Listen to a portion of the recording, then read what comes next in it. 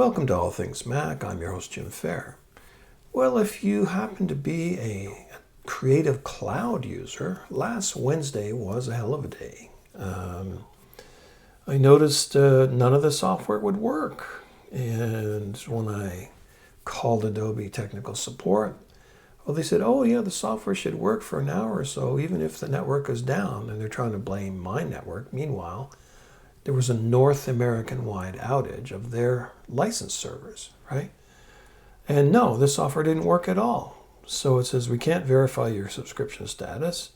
And you go, your options are quit Photoshop or try again. Same thing with Illustrator. You launch it, an error has occurred. Sorry, Illustrator has encountered an error and needs to close.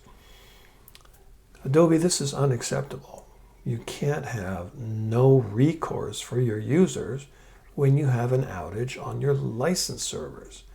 It's utterly ridiculous to expect to have 100% uptime always. I mean, what happens if you have a denial of service attack? Or somebody makes a mistake and messes up the database, takes it offline. I'm sure that's what happened here. I don't know. And Adobe isn't saying. But,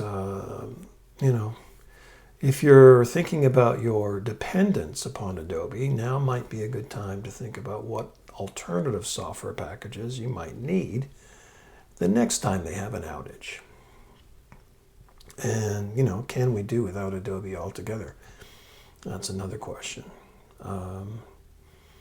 Anyway, that's all I have to say today about Adobe. Thanks for watching. Fade out.